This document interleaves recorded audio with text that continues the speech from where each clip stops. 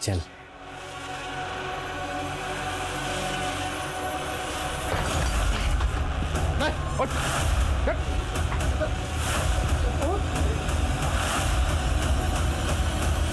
Check कर sir.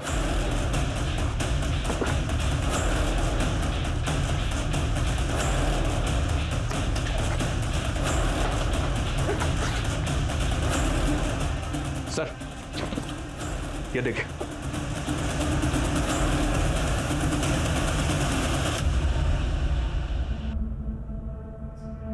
Beauty, beauty छोड़ो उसे, छोड़ो। कितनी बार कहा है ना, ये सब काम तुम्हारे लिए नहीं है। पर घर पर भी मैं मेरी माँ की मदद करती थी और आप भी तो मेरी। रुक क्यों गई? तुम मेरे लिए मेरी बेटी जैसी ही हो। माँ की याद आती है? तुम मुझे बताओ कि तुम्हारी माँ कैसी थी? चल किराया निकाल। साहब आज तो मेरे पास पैसे नहीं है, मैं अगले हफ्ते खुद आके आपको सारे पैसे लौटा देती हूँ। हाँ अगले हफ्ते नहीं, मेरे को कल पैसे चाहिए। तेरी बेटी को लेके जा रहा हूँ। क्या है? पैसा देके ना, इसको लेके जाना। मेरी बच्ची को छोड़ दो साहब, मेरी बच्ची को छोड़ दो ना। मैं आपको पैसे लाकर देती हूँ साहब, मुझे माफ करिए, पैसे मेरी बच्ची का।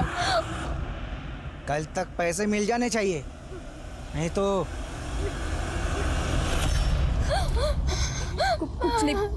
कुछ नहीं बेटा, शांत हो जा बेटा, मेरी माँ है ना। छोटी सी उम्र में कितना कुछ देख लिया तुमने, लेकिन अब तो फिक्र मत कर,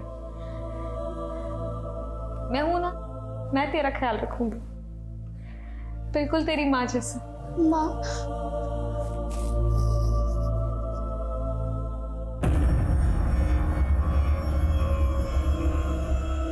कोरोना नहीं है आपको, मामूली सा वायरल फीवर है। आप बेकार में परेशान हो रहे हैं, हम दवाई लिख देते हैं, एकदम ठीक हो जाएंगे। हम डॉक्टर के लिए, हम डॉक्टर, आप मरीज। बेटा सौहार्द, पापा अभी असली मरीज को देख रहे हैं, थोड़ी देर जाके मनीष चाचू के साथ खेलो ना। पापा डॉक्टर खेलते ना पापा। पापा मनीष, डॉक्टर। अरे मनीष जी भैया। इसको जरा अंदर ले जाओ ना। अरे जाओ। सौहार्द, चलो हम खेलते हैं तुम्हारे साथ डॉक्टर। नहीं चाचू, आप डॉक्टर कैसे कह सकते हैं? डॉक्टर तो पापा है, पापा खेलेंगे ना पापा। डॉक्टर दो। अच्छा चलो, ये डॉक्टर हम लोग डॉक्टर नहीं, लुका छिपी खेलेंगे। तुमको पसंद है ना?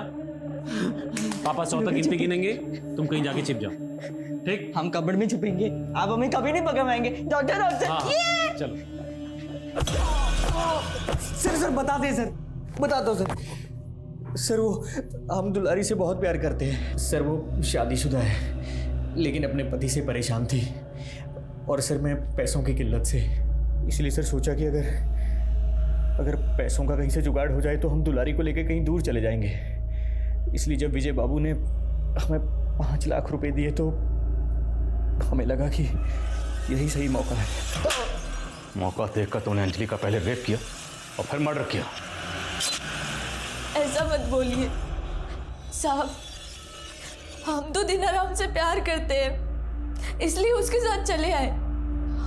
हमने किसी को नहीं मारा, और दिनाराम ने भी किसी को नहीं मारा होगा। ये दिनाराम ये तो कबूल कर रहा है कि उसके घर से जो कैश रिकवर हुआ वो वही कैश है जो विजय ने उसे दिया था, लेकिन इस बात से साफ मना कर रहा है कि अंजलि के कत्ल और रेप से उसका कोई ताल्लुक है। दुलारी भी यही कह रही है सर, लेकिन अगर इन दोनों ने कुछ नहीं किया तो फिर किसने किया? अंजलि के घर से 50,000 कैश और तकरीबन 8 लाख की ज्वेलरी चोरी हुई थी, तो जिसने भी कांड किया है कैश तो उड़ा दिया होगा, पर गहने वो अभी तक संभाल के रखे होंगे। मामला ठंडा होने का इंतजार रहा होगा, लेकिन गहने बेचे जरूर जाएंगे। शहर के जितने भी ज्वेलर्स हैं सब जगह अपने आदमी तैनात करो। Okay sir. सुहाद्या कहाँ है बेटा? सुहाद्या, ये लड़का कहाँ चला गया? जयंती भाभी, मैंने सुहाद्या को हर जगह देखा पर वो कहीं नहीं दिख रहा है। क्या? सुहाद्या, सुहाद्या, सुहाद्या, सुहाद्या। अरे क्या हुआ, इतना शोर क्यों मचा रहे हो तुम लोग? अरे सुहाद्या कहीं मिल नहीं रहा, पता नहीं कहाँ छुप गया। अभी 1-2 घंटे पहले तो मेरे साथ वो लुका छिपी। हम कबर्ड में आके छिपेंगे, आप हमें कभी नहीं पकड़ पाएंगे। कबोर्ड।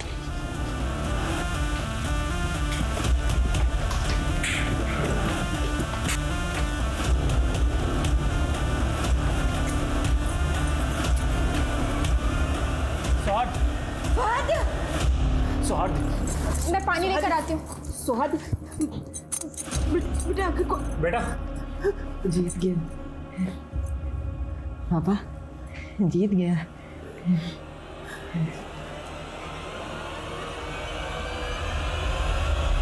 सर हमारा अंजलि का मर्डर से कोई लेना देना नहीं है। हाँ हमारी शादी लेन देन से हुई थी, उसको जवान पति मिला और हमें कर से छुटकारा सर। पर वो तुम्हारे साथ खुश नहीं थी। तुम दोनों मियाँ बीवी में अक्सर झगड़े होते थे। सर हम मानते हैं कि अंजलि को हम पसंद नहीं करते थे, लेकिन सर उसको मारकर हम अपनी जिंदगी कहाँ बर्बाद करेंगे। इतना तो हमें भी पता है कि अंजलि को तुमने नहीं मारा। ये किसी प्रोफेशनल का काम है, किसी प्रोफेशनल सुपारी किलर का। अब अंजलि की सुपारी तुमने नहीं दी तो अंजलि की सुपारी और कौन दे सकता है? सर प्रदीप दे सकता है, हमारी पत्नी का पहला पति।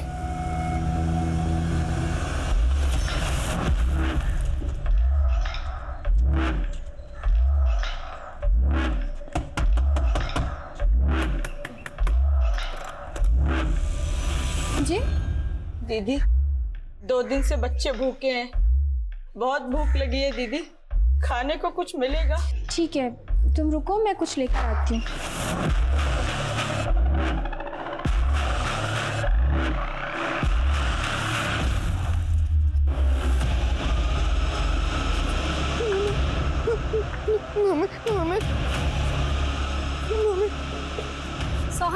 सोहर, ये चोट कैसे लगी बेटा?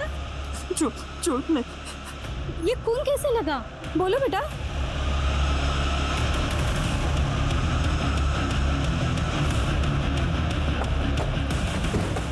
आइए सर, मैंने ही बुलाया था।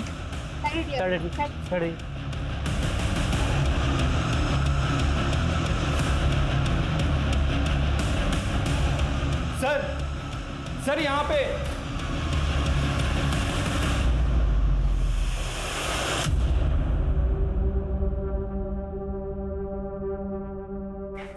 सर।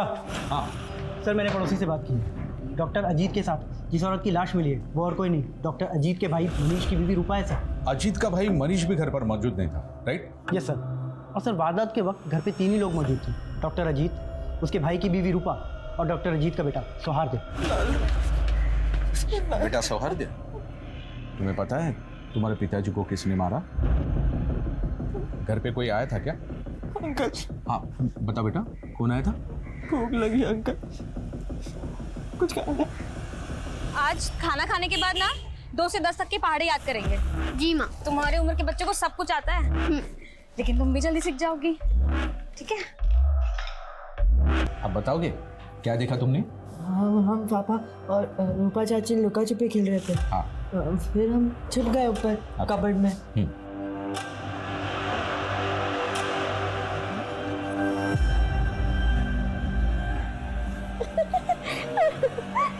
पापा,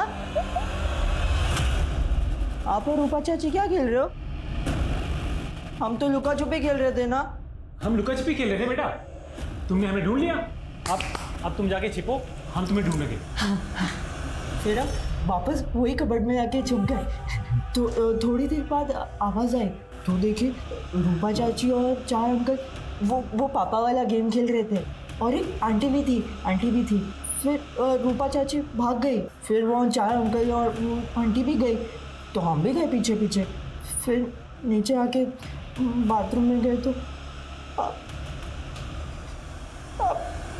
सर ये सौहार्द ऑटिस्टिक चाइल्ड है, क्या हम इसकी बातों पर यकीन कर सकते हैं? बिल्कुल कर सकते हैं शर्मा, क्योंकि सौहार्द आम आदमियों की तरह सच में झूठ नहीं मिला सकता। उसने वही कहा जो उसने देखा, अनजाने में।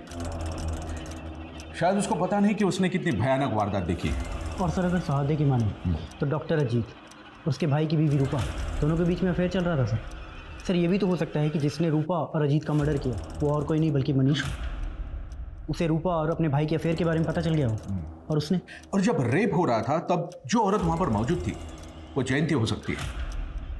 जयंती और मनीष दोनों के फोन बंद हैं। पता करो इन देवर भाभी के बारे में। सर आप यहाँ अकेली रहती हैं? हाँ, साल के 6 महीने अकेली रहती हूँ। मेरे पति मोहित मर्चेंट नेवी में है, तो 3-4 महीने में एक ही बार आते हैं। लो, तुम्हारे बाल बन गए।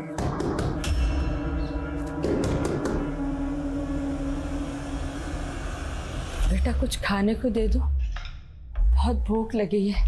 हाँ, लेकर आती हूँ। भगवान तुम्हारा भला करे।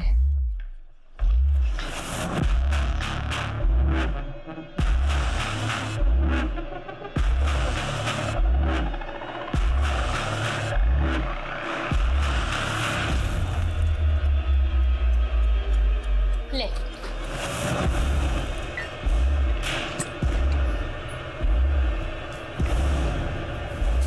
चलो जाओ यहाँ से। ब्यूटी, ये क्या किया तुमने? हाँ, पानी क्यों फेंका उन पे? ऐसे नहीं करते बेटा। उनको भूख लगी थी ना, अब ये खाना उनको देना और उनसे सॉरी कहना।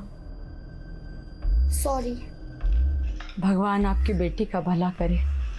खुश रहो बेटा, खुश रहो। तुम्हारी बीवी और तुम्हारे भाई के बीच अफेयर चल रहा, ये बात पता थी ना तुमको? क्या बकवास कर रहे हैं सर आप? ये सब झूठ है। रूपा और अजीत भैया के बीच एक पवित्र रिश्ता था। जैसे तुम्हारा और तुम्हारे भाभी के बीच में। बताओ, कहाँ है तुम्हारे क्राइम पार्टनर, तुम्हारी भाभी जयंती? बताओ। ना हमने कोई क्राइम किया है, ना जयंती भाभी ने। वो तो अपने मायके गई हुई है। हाँ सर, हम अपने मायके गए हुए थे। आपके देवर मनीष का कहना है कि आपके पति और आपकी देवरानी रूपा के बीच कोई गलत संबंध नहीं थे। झूठ बोल रहे हैं सर, मनीष भाई साहब को सब पता था। दरअसल रूपा और अजीत के रिश्ते को उन्होंने ही बढ़ावा दिया था। क्या? दरअसल मनीष भाई सब कुछ कमाते नहीं थे, सारी जिम्मेदारी हमारे पति पर थी। उनके टुकड़ों पर पल रहे थे, इसलिए मनीष भाई साहब अपनी बीवी रूपा को हमारे पति अजीत के पास भेजते थे। और आप ये सब सह रही थी? और कोई चारा भी तो नहीं था सर, क्या करते?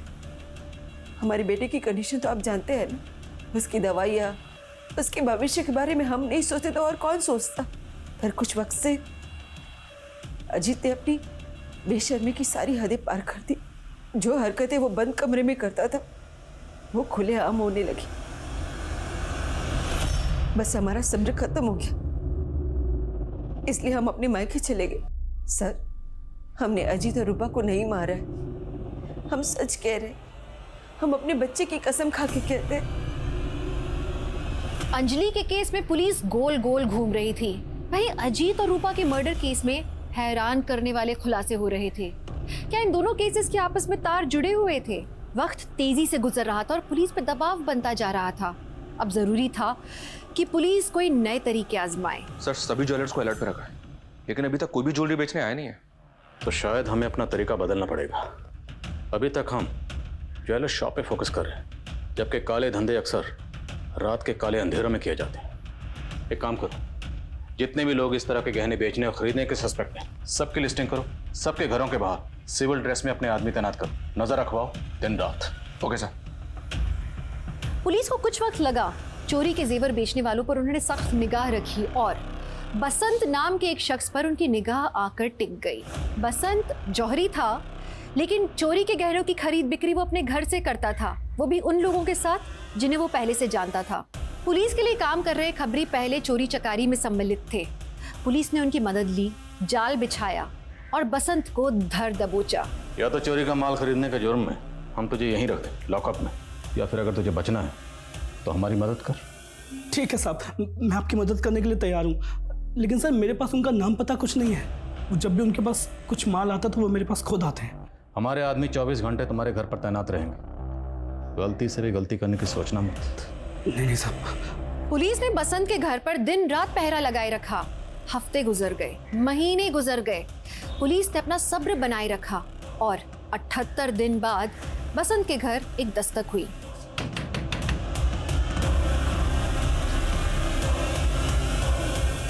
बसंत भाई से मिलना।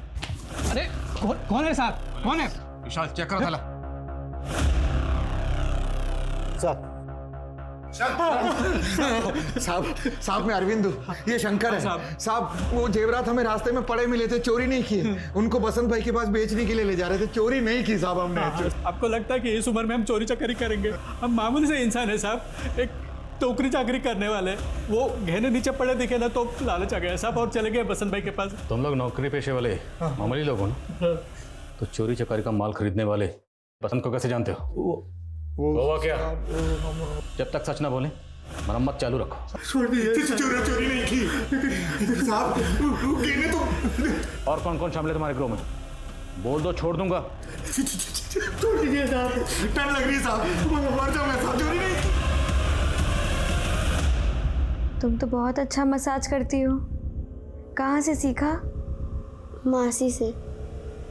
मासी की वजह से ही मैं जिंदा हूँ।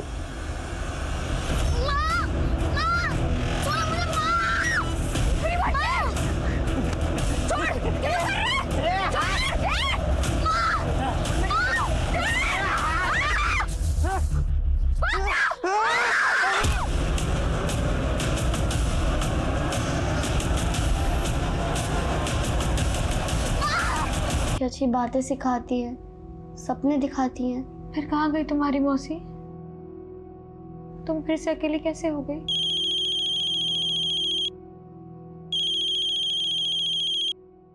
हेलो, हाँ मोहित, हाँ मैं ठीक हूँ। आप क्या? अरे आस्था मैडम, आप थाने जा रही हैं? हाँ, ऑटो का वेट कर रही थी। अरे मैं भी थाने जा रहा हूँ, आइए ना, छोड़ता हूँ मैं आपको। Thank you. बैठिए।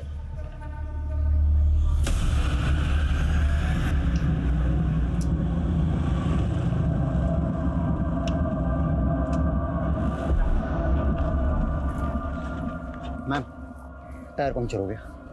यहाँ तो आसपास मैकेनिक भी नहीं मिलेगा रतन। देखता हूँ मैं कुछ करता हूँ।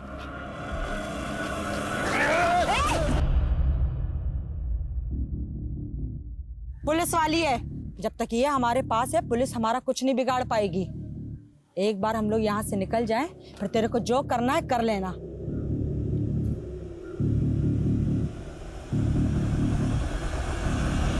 सर हमारी खबरों से भी पता नहीं चल रहा है कि एसआई आस्था इस वक्त कहाँ पर है और किस हालत में है। और ये अरविंद और शंकर, इन दोनों को 24 घंटे से भूखा रखा है। इनकी पिटाई भी किया सर, लेकिन दोनों अब भी एक ही बात बोल रहे हैं कि वो निर्दोष हैं। त्रिपाठी, मैं ये कुछ पुराने केसेस देख रहा था।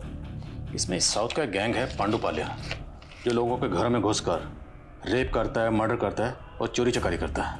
इस गैंग के बारे में मैंने भी सुना है। ये साउथ के कोई आदिवासी या बंजारी लोग हैं, लेकिन सर ये लोग अभी तक नॉर्थ इंडिया में एक्टिव नहीं हुए। हाँ, बट इनकी जो मोडस ऑपरेंडी है वो सेम है जैसे हमारे यहाँ हो रहा है। ये जिस भी मोहल्ले में घुसते हैं, सबसे पहले मोहल्ले में घुसकर पड़ोसियों के घर की कुंडी बाहर से बंद कर देते हैं, फिर दरवाज़ा नॉक करते हैं और दरवाज़ा खुलते ही जो भी शख्स सबसे पहले इनके सामने आता है उसके सर पर डंडे से वार करते हैं। ये विक्टिम का गला धीरे धीरे काटते हैं और विक्टिम के चीखने की, कराहने की आवाज़ सुनते हैं। और ये लोग पूर्णिमा को शुभ मानते हैं। और ये पूरी लूटपाट करने के बाद लूटपाट का जो माल है उसे बेचने के लिए गिरोह के यंग लोग नहीं बल्कि बुजुर्ग लोग जाते हैं ताकि किसी को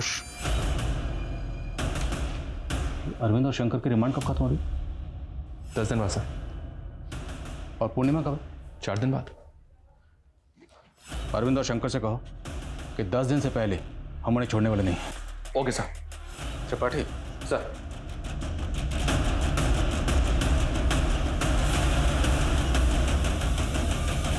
चंद्रमा के बहुत करीब होता है। पता है भाई, मुझे इसलिए साहब को तो पहले से बोल के रखा हूँ कि शरद पूर्णिमा की पूजा की छुट्टी मुझे चाहिए। सर छुट्टी बुलाता है पूजा की। सब शरद पूर्णिमा की छुट्टी चाहिए सर। सब लोग शरद पूर्णिमा पे छुट्टी मांगेंगे तो थाने में कौन बैठेगा? साहब 1 मिनट आइए ना। साहब बात सुनिए साहब। क्या हुआ? क्यों साहब सब चिल्ला रहे हो? हम लोगों को कब छोड़ेंगे? 6-7 दिन लगेंगे साहब। बहुत देर हो जाएगी साहब, 1-2 दिन में छोड़ दीजिए ना। अभी इनको जो बोला सुना नहीं तुमने? कम से कम 6-7 दिन लगेंगे, समझ में आया? साहब हम आपकी मदद करने को तैयार हैं, पर आपको भी हमारी एक शर्त माननी होगी।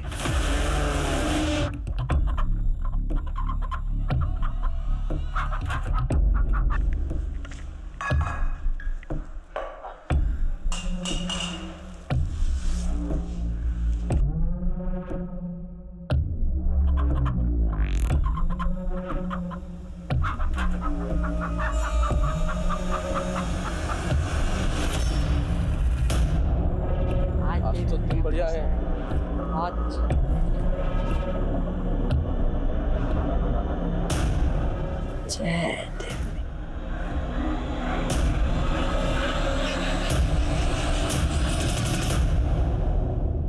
सारा पी जाएगा क्या? ए, जा जरा मैडम को भी हमारा प्रसाद छका करा।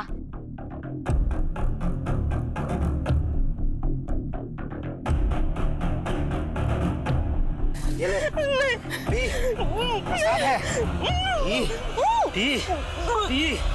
शुक्रिया साहब। पूर्णिमा के दिन मुर्गा न खाया ऐसा आज तक कभी नहीं हुआ। आज आपके वजह से हमारी परंपरा टूटने से बच गई। हमारे लिए हमारी परंपरा से बढ़कर कुछ भी नहीं साहब। हम अपने गिरोह से गद्दारी तो नहीं कर सकते, लेकिन आज आपने जो हम पर एहसान किया है उसे चुकाने के लिए हम कुछ भी करने के लिए तैयार हैं। हाँ साहब, हम बता सकते हैं पांडुपलिया गैंग तक कैसे पहुंचा जाए। तुम लोग जानते इस वक्त वो कहाँ? नहीं साहब, हमारा तो काम सिर्फ जेवरात को बेचना है, लेकिन हम मज्जारों का गैंग किन किन जगहों पर कितनी देर के लिए रुकता है ये हम आपको बता सकते हैं। किन किन जगहों पर?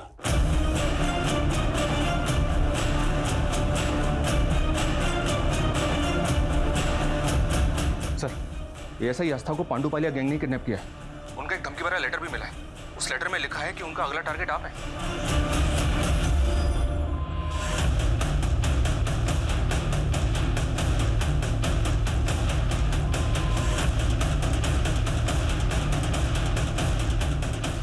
जैन सर। जैन त्रिपाठी, क्या हो रहा है? बड़ा था सर, एसपी साहब के ऑर्डर से आपके घर पे 24 घंटे सिक्योरिटी रहेगी।